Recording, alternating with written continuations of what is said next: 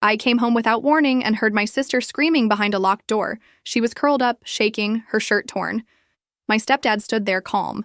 My mom said she just slipped. That's when I called 911. All right, so listen, I walked back into my childhood home that night, expecting, I don't know, maybe a hug, definitely a warm meal. What I found instead was a gut-wrenching scream behind a locked door and a chilling silence from the people who should have cared most.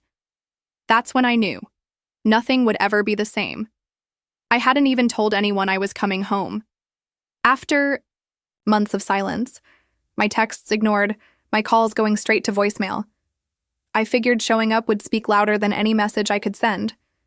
And honestly, part of me just needed to see it with my own eyes, to see what I'd been replaced with. The Uber dropped me a couple of blocks down. I asked the driver to kill the music. I needed quiet. The air was crisp, the first bite of autumn, and the trees were letting go of their leaves like they too were shedding something heavy. The porch light was on, which was weird. Mom never left it on before dark. I just stood on the curb for a minute, watching the house, shadows moving behind the flickering windows. There was laughter. My backpack felt impossibly heavy, but it wasn't the weight. It was the silence behind that front door. I hesitated, then reached for my old key. I still had it, even though no one had told me to return it. I turned it slow, and the click it made in the lock echoed, sharp and loud in the sudden quiet. The smell hit me first. Garlic bread, something cheesy. Then the voices, a low murmur interrupted by laughter. Tom's voice, deep and throaty, the sound of a man trying way too hard to be charming. When I stepped inside, no one even turned. The dining table was packed, 4 seats taken, my mom, her back to me, Tom holding court at the head of the table, Isola, my sister, eyes downcast, and a man I didn't recognize, probably one of Tom's work friends.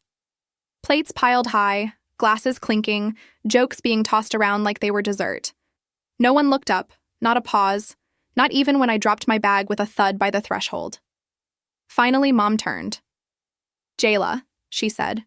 Her voice wasn't surprised, just confused, like I'd just ruined a perfect moment. "We didn't think you'd come today," she added, reaching for her water glass as if that would make it all normal. I scanned the table. 4 chairs, no fifth, not even a folded napkin, literally no seat for me. I stood there, one hand still on my backpack strap, feeling like a forgotten kid at school pickup. "It's fine," I mumbled, my cheeks already burning. "I'll just grab something later." Tom flashed that smile, the one that made my stomach twist. "We can pull up a stool, sweetheart. It's no big deal." "No, I'm good," I said, probably too quickly. Isola still hadn't looked up. I made my way to the kitchen, pretending to dig through the fridge. I didn't need anything, really. I just couldn't stand in that doorway for another second. I heard Mom whisper something to Tom. He chuckled, low and easy. "She always had a flair for timing, huh?" he said, not even bothering to lower his voice. It hit me like a physical slap. Not the words, but how easily they were spoken in front of me. I'd become an outsider in my own home.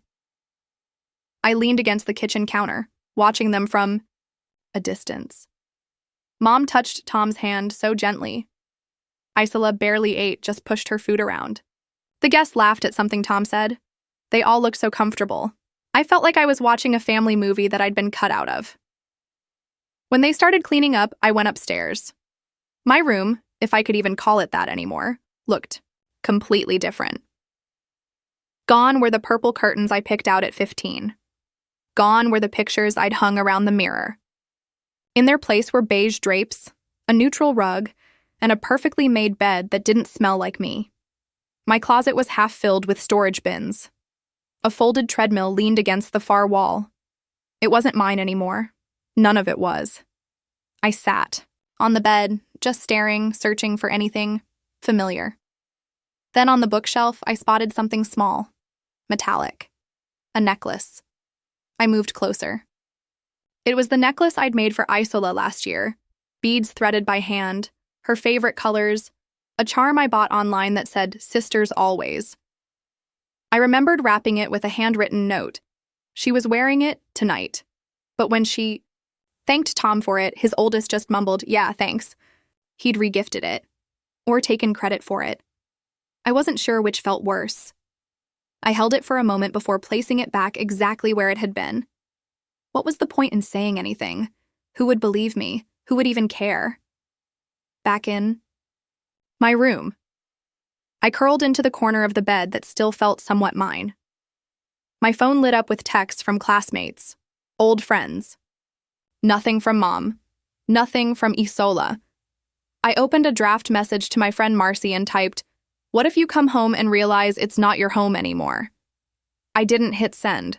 I just stared at the ceiling, wondering how something could hurt so much and still feel so quiet. I stayed lying there, that unsent message still glowing on my screen. It was just past 8 p.m. The house had quieted, only the dishwasher humming downstairs. I needed to stretch my legs, needed to see something, anything, that reminded me I wasn't a ghost floating through my own life. So I left my room and found myself in the hallway, right outside Isola's door. Her light was still on. I tapped gently. No answer. The door creaked open on its own. She hadn't shut it all the way. She stood there in front of her dresser, untying her ponytail with one hand, a bottle of lotion in the other. Her eyes flicked up when she saw me, but only for a second. Then they dropped back to her reflection. "Hey," I said, trying to sound casual. "You okay?" Her movement slowed. "Just tired." The words were soft, flat, too rehearsed, like she'd had to say that 100 times before and stopped expecting anyone to question it. I didn't buy it, not for a second. I stepped a little closer. "You sure? I mean, last year you were texting me all the time. Now I'm back and it's like you're not even here." Isola finally turned to face me, her arms crossed over her stomach like she was holding herself together. "It's been a long day, Jay." Jay. She only called me that when she was trying to end a conversation. I nodded, fighting back the urge to push. That's when the air shifted. Heavy footsteps approached from the stairs. "Tom?" He rounded the corner, a mug in his hand, that same half-smile he'd worn at dinner.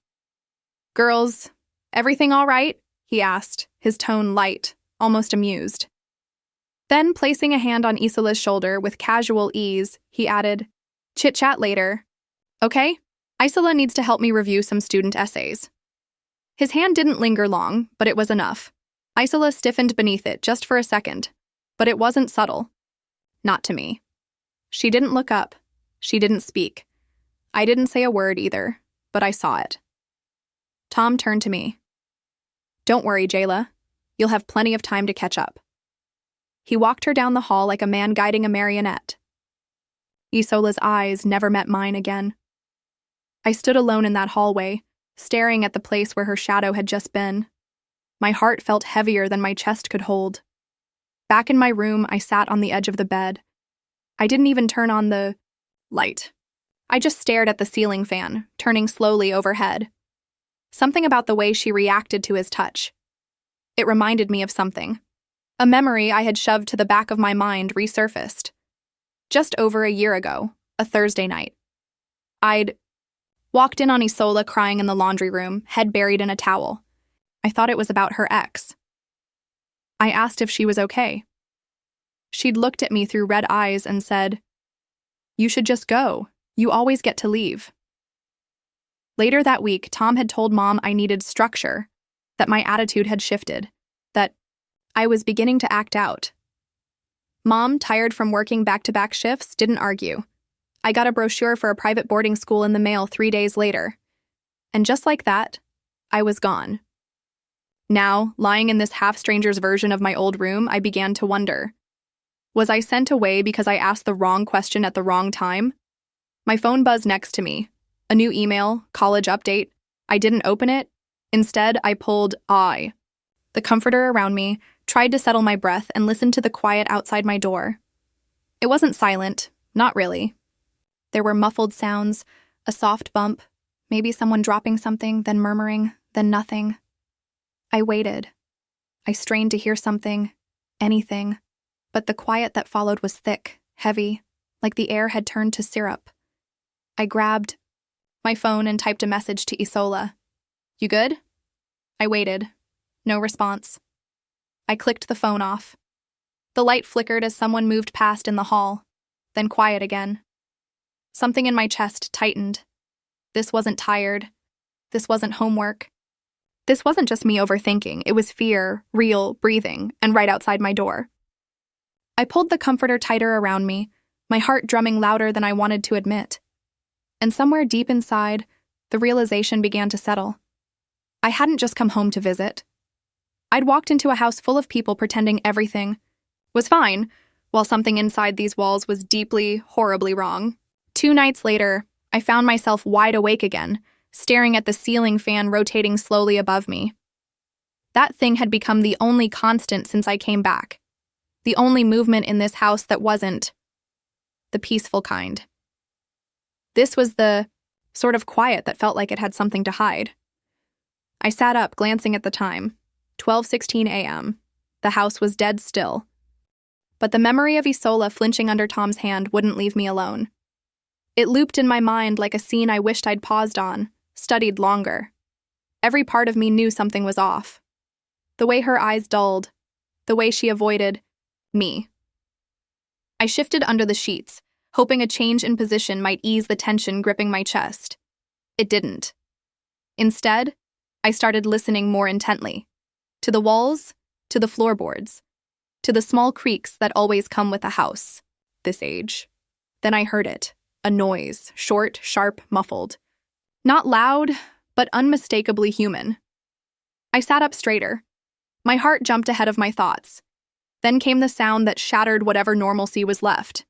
An abrupt, cut-off scream. It wasn't the kind you hear in movies, full-throated and cinematic. This was low, guttural, like someone trying not to scream, but unable to hold it back. Like pain had broken through the dam of silence.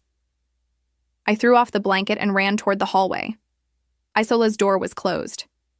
Light bled out from underneath, flickering slightly, like someone was pacing inside. I knocked once, hard. Isola? No answer. I knocked again, louder. Isola, it's me. Still silence. I tried the doorknob. Locked. I didn't think. I just started pounding. Open the door, Tom. Open this door right now. Something thudded against the wall. Then another noise, softer, like crying. That's when I stopped knocking and grabbed my phone. My fingers were trembling so bad I hit the emergency call screen twice before I finally got it right. 911, what's your emergency? My name is Jayla Maddox. I think my sister's being hurt by my stepdad. Please, just send someone. It's urgent. Can you give us your address, ma'am? I did. Is anyone in immediate danger? Yes, I said. I think she is. Please, please just get here. I hung up and returned to the door, pressing my ear against it. I couldn't hear anything. Now, seconds passed, then minutes. The silence came back, but this time it felt like it was mocking me. Then sirens. They didn't wail loudly, just that initial far-off echo getting closer. My knees weakened in relief, but I didn't step away. I stayed there, guarding that door like it held everything I didn't know how to name. The front door opened downstairs. Voices called out. Footsteps rushed up. Then Tom opened the door. He looked completely composed, shirt tucked in, hair slightly mussed, but not in a suspicious way.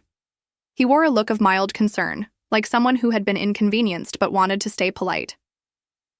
Is everything okay, sweetie? He asked, like I was the one overreacting. Behind him, Isola sat on the floor, legs drawn to her chest. Her face was blotchy, eyes red. Her sweater, torn at the neckline, hung off one shoulder. She didn't speak, didn't move. 2 officers stepped past Tom before he could say another word. Sir, step back, please. Tom complied, hands raised, doing his best model citizen impression. One of the officers, a woman, knelt beside Isola. Are you all right, honey? Isola's lips moved, but I couldn't hear her. Her voice had dropped to a whisper. The second officer pulled Tom aside. He began his usual routine. I recognized it from when he spoke to neighbors, teachers, even Mom. Calm, polished, sympathetic. It didn't match what I saw. What I heard, they brought Isola downstairs. One of the paramedics wrapped a blanket around her shoulders. Another guided her outside. She didn't look back. I followed, but stopped at the threshold. I didn't want Tom behind me. He stepped up and with the nerve of a man who'd rehearsed, his innocence 1,000 times, said, "You made quite the scene, Isola. Are you sure this is the kind of attention you want?" I turned to him. My voice didn't shake. "You're not going to get away with this." He smiled. "You think they haven't tried this before?" Then he walked away, cool as ever, to give his statement. Back inside, the living room was still. Mom sat on the couch, arms crossed tightly. She hadn't spoken a word since the cops arrived. I waited for her to say something. Anything. Finally, she stood. "This is a mess," she muttered, heading for the stairs. "That's all you have to say?" I asked, incredulous. "Your daughter was crying on the floor." "She said she slipped," Mom snapped. "And maybe if you hadn't been so dramatic—" I cut her off. "She didn't slip, Mom. She flinched when he touched her. She thanked him for a necklace I gave her. She looked terrified." Mom just shook her head. "You've been gone a long time, Jayla. You don't know what this family's been through." She walked away. I spent the rest of the night pacing, thinking, replaying the scream in my mind, the click of the lock, the look in Isola's eyes. At 4 a.m., I heard a knock. On my door, soft, barely there. I opened it. Isola stood there in pajamas, hair pulled back, eyes still raw. Her voice cracked when she spoke. "Why now, Jayla?" I didn't know what to say. She looked at me like someone asking for permission to be angry. "Why didn't you come home sooner?" I didn't answer her. I didn't even breathe. Isola's words, soft, brittle, hung between us in the hallway like a cracked mirror I wasn't ready to look into. By morning, the air had turned heavy, like the walls themselves were holding their breath. I went downstairs barefoot, trying to ease the weight in my chest, and found the kitchen already alive with the scent of eggs and toast. Mom stood at the stove, humming like it was any other morning, like last night didn't just happen. Tom wasn't there. Isola's bedroom door had remained closed since before sunrise. Mom didn't look at me when I entered, she just pointed to the counter. "Coffee's fresh." I poured a cup, my hands steady out of spite. "He's not here?" "No," she said, flipping a pancake. "He went to the station this morning to give a statement, voluntarily." I leaned against the fridge. "They had a reason to show up, Mom. You heard her. You saw her face." Mom turned around, spatula in hand, her eyes sharp and cold. "What I saw was you banging on a locked door in the middle of the night, accusing your stepfather of God knows what in front of the neighbors and 2 police officers. You embarrassed us." "Embarrassed us?" I repeated, nearly choking on the words. She was on the floor, shaking. Her shirt was torn. That's not a misunderstanding. She said she slipped. "No," I said, my voice rising. "That's what he told her to say, and you're eating it up like it's gospel." Mom stared at me, her jaw tight. "Do you have any idea what you've done? You're trying to destroy this family." The sentence hit like a slap. "No," I said, shaking my head slowly. "He already did that. I'm just the one who finally called it out." She didn't respond. She just turned back to the stove. An hour later, I got a call from Officer Quinn, asking me to come down and give a formal statement. They'd already spoken with Tom and my mother. I didn't ask if Isola had gone. I didn't need to. The drive to the station felt like floating through fog. Everything outside the car looked too normal. Joggers, school buses, someone walking a dog. As if the world had no idea how ugly the inside of my house had become.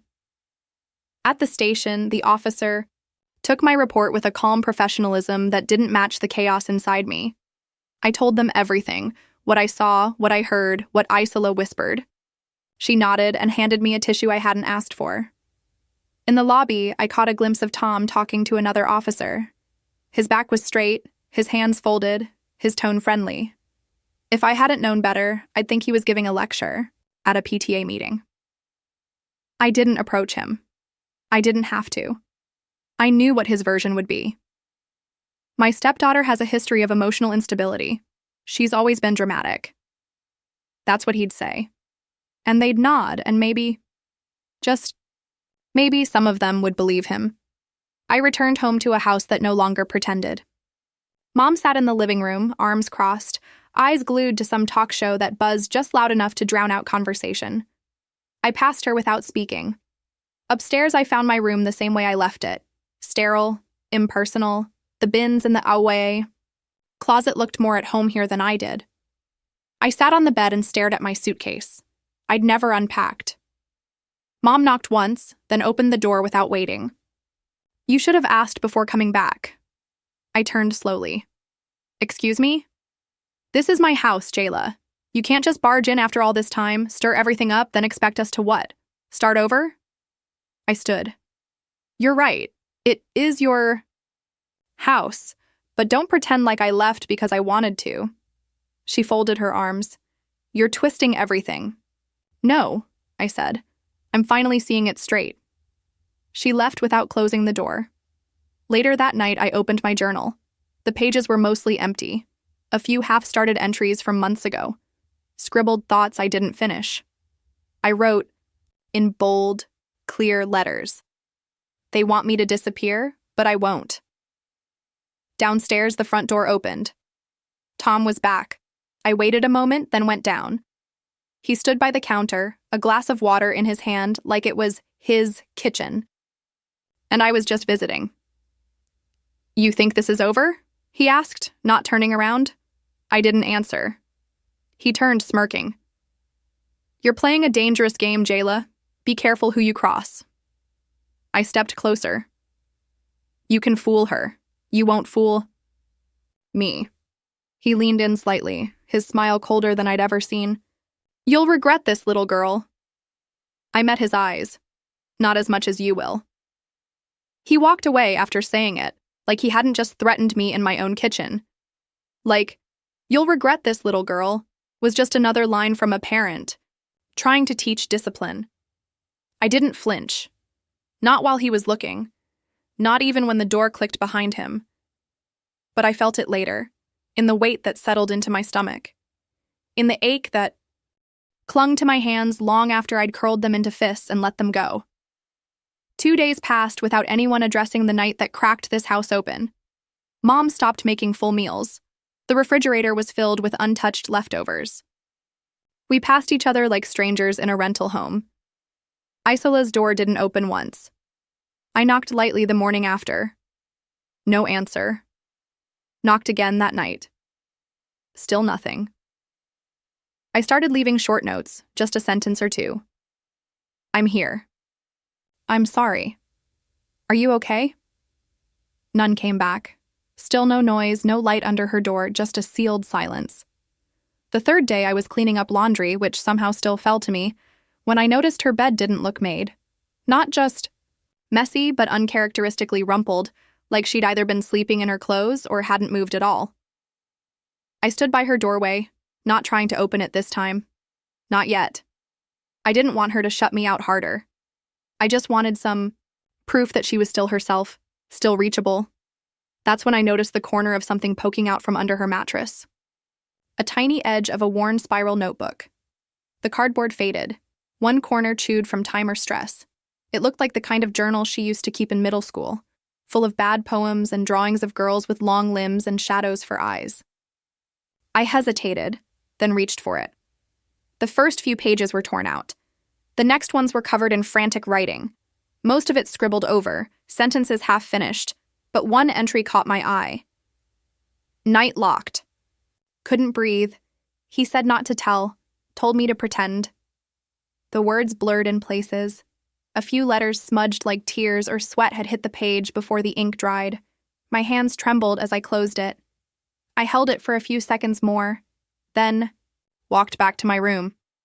I sat on my bed, placed the notebook beside the necklace I gave her, the one Tom took credit for.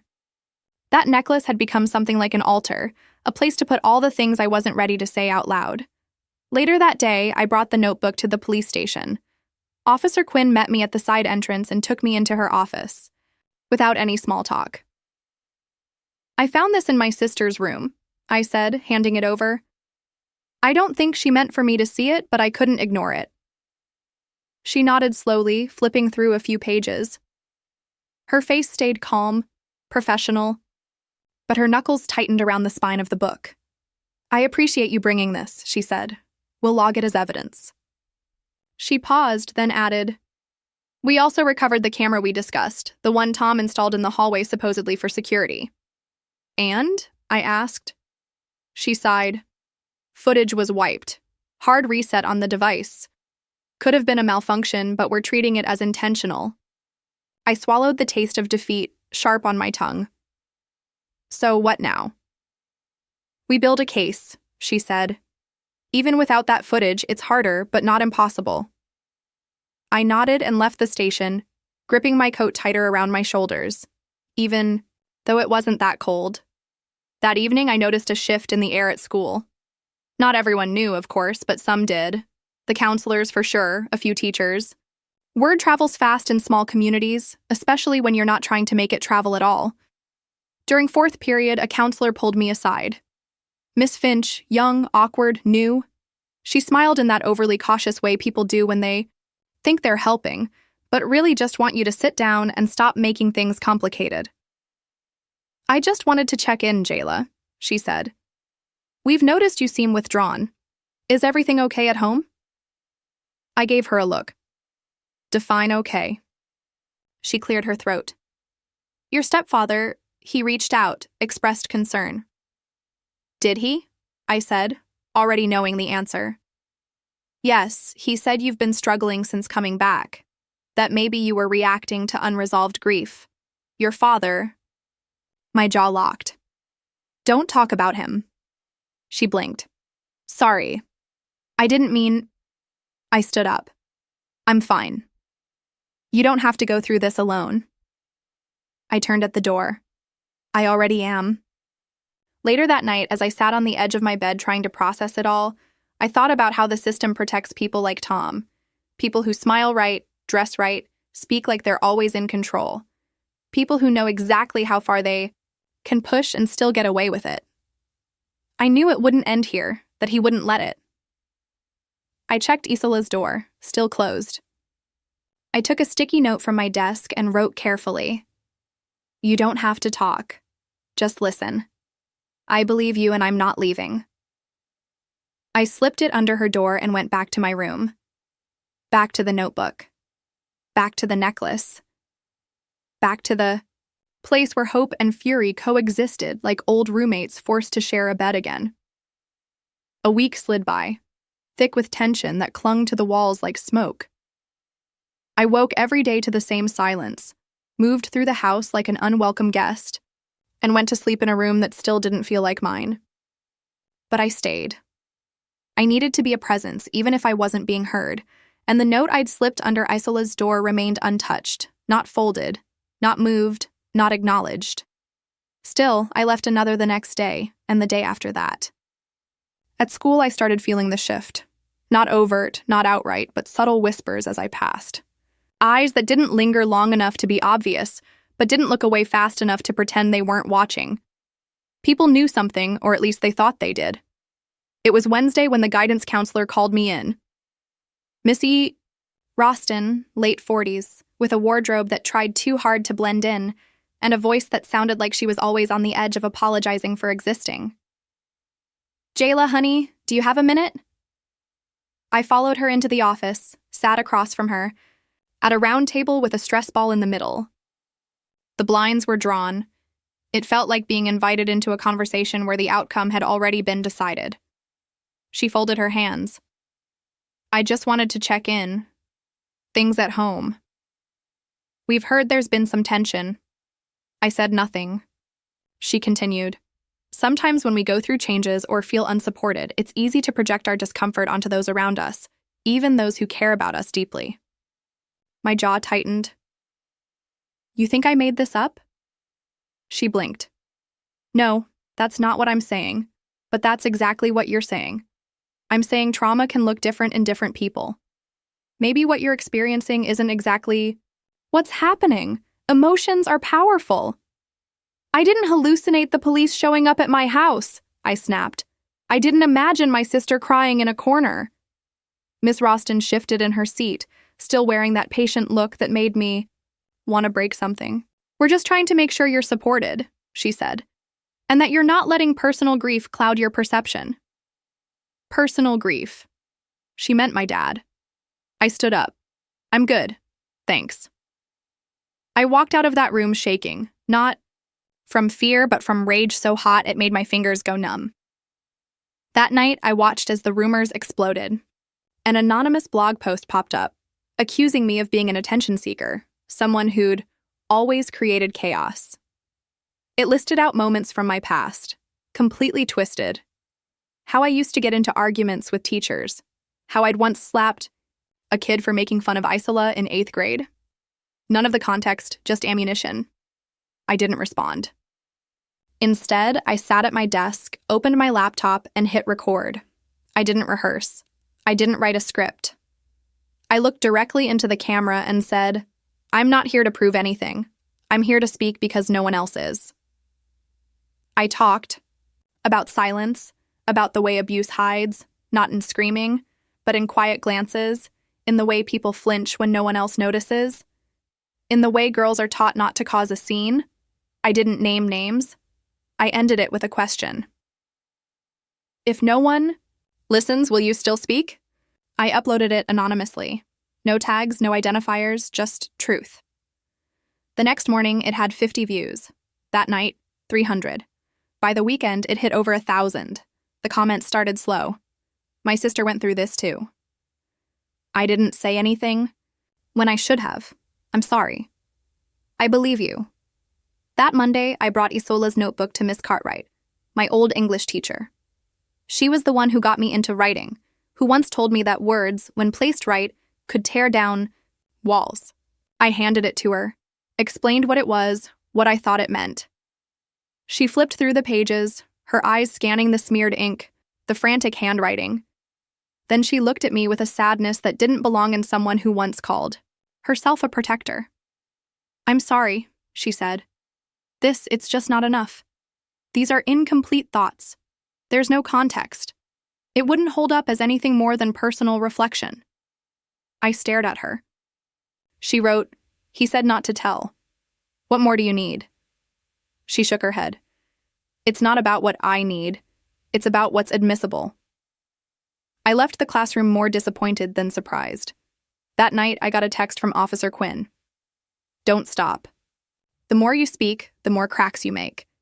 And somehow, that meant more than any teacher's apology. I scrolled through the comments on the video again. One caught my eye. He's done this before. You're not crazy. Check Oak Ridge Middle. 2015. It came from a private profile. No name, no picture. I read it 3 times, then closed my laptop and stared at the ceiling. If what that message said was true, this wasn't just about me, or even just about Isola. It was bigger, deeper, and I wasn't going to stop now. After reading that comment, check Oak Ridge Middle 2015 now, I didn't sleep, not even a nap. I spent most of that night curled up on the edge of my bed with the light from my laptop burning into my eyes, my heart trying to stay steady against the rising tide of rage. Morning came like it was trying to apologize for what the night uncovered. I didn't wait for breakfast or for Mom to make her usual circuit of ignoring me. Instead, I opened my laptop again, this time with a clear direction. I started digging.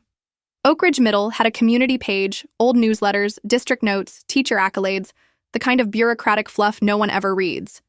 But hidden in the November 2015 bulletin was a quiet line under the staff transition section. Mr. Tom Maddox will be departing Oak Ridge to pursue new opportunities closer to home. We thank him for his service. That alone wasn't a red flag, but it was the timing that got me. I opened another tab and started searching local parent forums, archived Reddit threads, even the school's Yelp page. That's where I found it. A comment from a parent dated 2 days before the newsletter's release. My daughter's uncomfortable around her science teacher, says he makes weird jokes and stands too close. Other girls have said the same. Not sure what to do. He's so well-liked. I clicked deeper. Another comment followed weeks later. Teacher gone. No investigation. Just gone. My hands curled into fists. It wasn't just us. That afternoon, I checked my inbox and found a message from a name I didn't recognize. Caden Rowe. The subject line just said, I should have said something then. Inside the message, it read, I was at Oak Ridge in 2015. I was one of Tom's tutoring kids. I saw Isla once. She was crying in the hall after a meeting with him. I didn't ask. I didn't want to get involved. That silence helped him. I won't be silent again. I stared at those words, letting them wash over me. I messaged him back. We agreed to talk the next day, and when we did, I didn't have to pull a single word out of him. He confessed what he remembered clearly. The way Tom would compliment girls on their mature posture, the subtle touches passed off as encouragement, the jokes that weren't appropriate, no matter how you spun them. Back then, I thought, if no one else was saying anything, maybe I was overreacting, he told me. Now I know that's what he counts on. That night at dinner, I tried to bring it up to Mom. I found something, I said, pushing my plate away, untouched. She didn't look up from her phone. About Oak Ridge Middle, I continued. Back in 2015, there were girls. He left quietly. Her fingers stopped moving. She looked at me for the first time all week. You've been snooping again. I'm not snooping. I'm connecting dots you refuse to see. She stood up so fast her chair scraped the floor. You are digging for drama, Jayla. You don't care about this family. You never have. You just want to burn everything down so you can feel important. I stood too, slower. You're mad because I'm doing what you should have done, protected her. Her mouth opened like she was going to argue, then closed again. Behind me, Tom stepped into the room. You're making enemies you can't see, he said, voice smooth. Good, I shot back. Let them come into the light. He didn't answer. He didn't have to.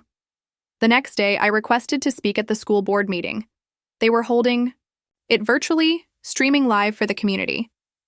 I told them I had information that concerned a former educator who now worked within the Fort Collins district. They granted me 5 minutes. I spent the day preparing, not just with facts, but with focus. I printed screenshots of the Oak Ridge comments, Caden's written statement, even the official staff bulletin. I had my words ready, not scripted, but solid. When the meeting started, I logged in early, checked the video and mic twice. My heart beat in my ears, but I knew I had to stay steady. When it was my turn, I began, My name is Jayla Maddox.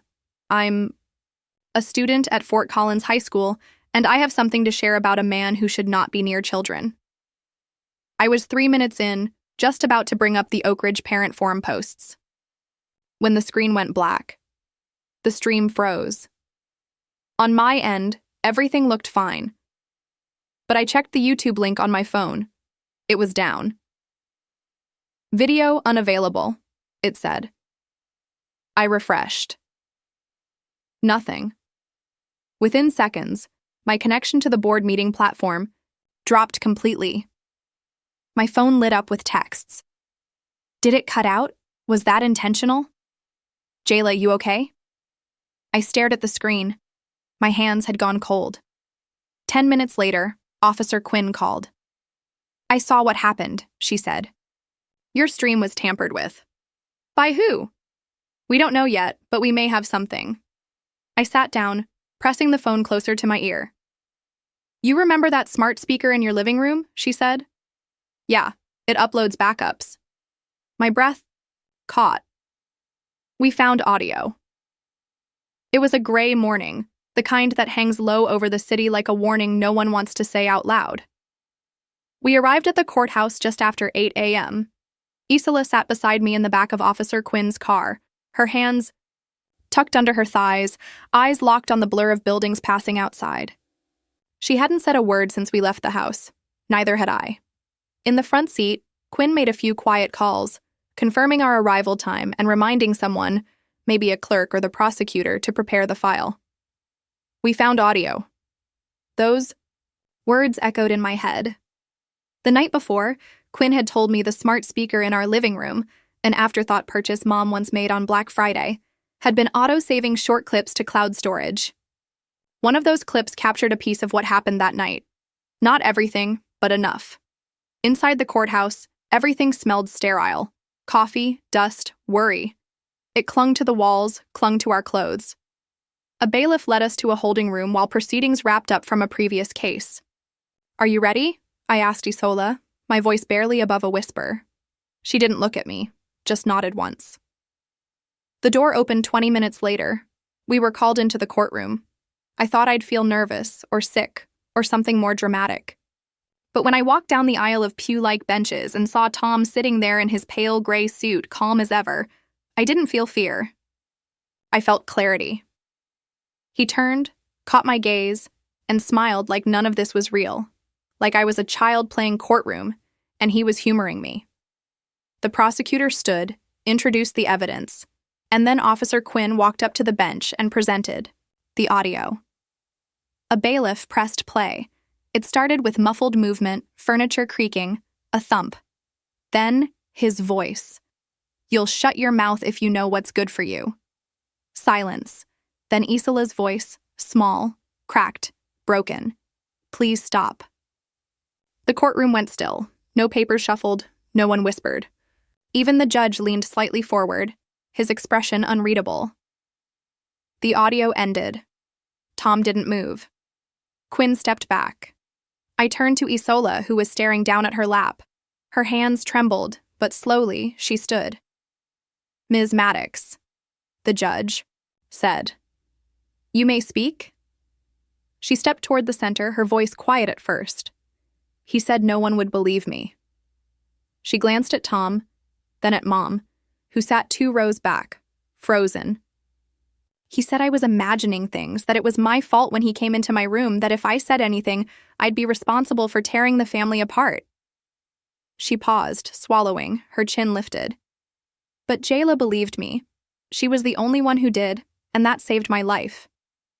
For the first time she looked at me, her eyes full of pain, but also something steadier, something healing. She believed me first. The judge gave a brief nod, then turned to the prosecution. Mom stood. Her hands shook as she spoke. "I chose comfort over truth," she said. "I didn't want to see it. I didn't want to believe my home could be poisoned from the inside. And because of that, my daughter suffered. I'm sorry. I was wrong." Then, without prompting, she walked to the clerk and handed over a document. I didn't need to read it to know what it was. Divorce papers. When the judge read the sentence, he didn't raise his voice. He didn't have to. "Thomas Maddox, you are hereby sentenced to 35 years in prison. You will not be eligible for parole for 20. Tom stood still as the bailiff approached. His expression didn't change, not even when the cuffs clicked shut around his wrists. As he was led past us, he looked at me one last time. No words, just that same quiet, smug smirk he wore the first day he met us. But this time, I didn't look away. Outside the courthouse, reporters crowded the steps. Microphones, cameras, questions. Isola stepped forward before they could speak. "My name is Isola Maddox," she said, loud enough for the cameras to catch, but steady, strong. "But from today forward, I choose to be Isola Hart. After my father. And this," she reached for my hand, gripping it tightly, "this is the only family I trust." They tried to ask more, but she didn't give them time. We walked down the steps together, shoulder to shoulder. That evening, back at the house, Mom moved slowly through the living room, clearing out anything of Tom's. Trophies, certificates, framed awards. The last to go was the wedding photo. She hesitated a moment, then dropped it into a cardboard box and taped it shut. "I should have known," she said softly. "I think part of me did. But knowing and admitting aren't the same." I said nothing, just let her speak. "I'll spend the rest of my life trying to fix what I broke." "You don't have to fix it alone," I said. We sat in silence for a while, the soft buzz of the heater humming through the vents. The worst was over, but the weight of what we'd survived would take longer to leave. Still, it was a start. The press conference ended before noon, but it was well past dusk by the time we finally made it home. Home was a stretch, not in the sentimental sense, but in the physical one. Our new place was barely more than a second-floor rental above a worn-out dental office. The waiting room chairs below us creaked louder than the heater in our apartment, which was saying something. The blinds didn't fully close, and the linoleum near the sink had peeled up in a corner that refused to stay down. But the rent was affordable. And for the first time in what felt like years, the quiet didn't feel like something to fear. It had been a month since the verdict. A month since the courtroom walls bore witness to truths too long buried. A month since the world had finally stopped pretending not to see. Since names were spoken out loud that had lived in whispers. Since I stood at a microphone with trembling hands and a steady voice and said what needed saying. And now here we were, still standing. The days since then had passed in the kind of fragile rhythm that defines early recovery. Some days felt like progress, bright, still promising. Others were jagged, brittle, prone to crumbling at the slightest reminder of the past. But even then, the pieces of our lives were starting to settle into place. Maybe not neatly, and definitely not without cracks. But still, they were settling.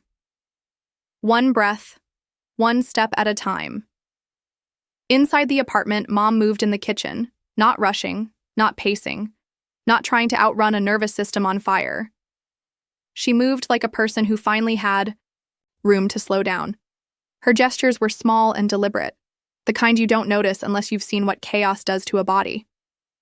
She placed 3 mismatched mugs on the table, all of them filled with that cheap, syrupy hot chocolate mix she used to keep in bulk when Isola and I were little. We used to beg for it in winter, pretending it was a magic potion that made snow fall faster. Back when winter still meant something magical. Back before everything fractured. Tonight, there were no illusions, no forced smiles, no pretending. But for once, we didn't need to pretend. On the wall above the couch, I'd hung a small wooden frame earlier that week. Inside, it was a note from Dad. Not the polished kind someone writes for a special occasion, but one of his offhand messages scrolled on lined notebook paper in blue ink. You see what others won't, never forget that. He wrote it when I was 10.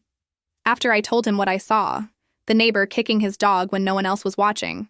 Everyone else had dismissed it, brushed it off. Maybe the dog was being aggressive. You probably misunderstood. But not Dad. He believed me without question, and that belief became a seed I carried, even when it felt like everything else had been stripped away. Isola sat beside me on the floor, her back against the couch, legs curled up beneath her like she used to when we were kids watching late-night cartoons. She hadn't said much since court, but she was here, every day, with her presence, her silence, her stillness. And that was enough. Mom dried her hands on a dish towel and suddenly said, "We should get a tree." Isola opened one eye. "You hate trees?" "I hated his trees," Mom clarified. Those plastic ones with color-coded branches and lights that always blinked at different speeds. They looked like department store displays. No soul. She paused. I miss the real ones. The smell, the mess, the frustration of untangling lights that somehow tied themselves into knots every year. "I can get one," I offered. "There's probably a lot left. It's already mid-December." "So?" she said, shrugging. "It's not about the calendar anymore. We didn't get the tree that night. We didn't bake sugar cookies or hang ornaments. There was no festive garland or holiday movie marathons. But we lit a candle. We put on an old record, something scratchy and slow, that filled the space with warmth. We didn't talk much. We didn't need to. A holiday with no glitter, no guests, no expectations, but full of presents. And somehow, it was more than enough. A few nights later, winter settled deeper into the neighborhood. The air turned brittle, laced with a faint smell of wood smoke and pine. I woke up at 3 a.m., not from fear, but from a quiet ache, a kind of tightness that no breath could quite fix. I crept into the kitchen for water. The floor was cold under my socks. Isola's door was closed and locked. She always locked it, not because she was afraid of us. It wasn't fear anymore. It was routine, a way of claiming control, of creating a boundary. I respected it. In the living room, I saw Mom asleep on the couch, curled up like a question, Mark. Her face streaked with dried tears. She didn't know I was there, and I didn't wake her. I just stood there for a moment, letting the stillness wrap around us both. Then I turned and went back to bed. Healing isn't a straight line. Everyone says that, but few understand what it really means. It means some days are steady, others sting. It means feeling joy, then guilt for the joy. It means crying in the shower even after the court date is over. It means laughing at a meme and wondering if you're allowed to feel light again. It means watching someone else sleep through their pain and knowing you can't take it away. The next morning, I checked my email and found a name I hadn't expected: Caden. The subject line was blank, but inside was a message I didn't know I needed. Jayla, I watched the press conference. I know I never said this before, but thank you for being louder than my fear. You didn't just help your sister, you helped me find my voice too. I joined a local survivor group. I've started speaking to students. Small stuff, but it matters. One kid asked me if people will ever stop blaming victims. I told him the truth. Not always, but someone has to speak anyway. You reminded me that it counts. It always counts. I didn't cry. I didn't need to. I owe. That message was the kind of breath you don't realize you've been holding until it finally leaves you. It didn't erase the past, but it marked something new, something forward. A few days later, I walked to the Fort Collins Community Center and signed up to volunteer for their winter clothing drive. Just a few hours a week, nothing major. The sign-up sheet asked for an emergency contact. I paused. Then, for the first time in years, I didn't hesitate. I wrote, Isola Hart. And underneath, without thinking, almost instinctively, I added, sibling of Isola Hart. 2 simple lines, just ink on a form, but to me it meant everything. We weren't healed. We weren't fixed. Life hadn't snapped back like a rubber band to the way it used to be. But we weren't surviving anymore. Either. We were living, together. And for now, that was enough.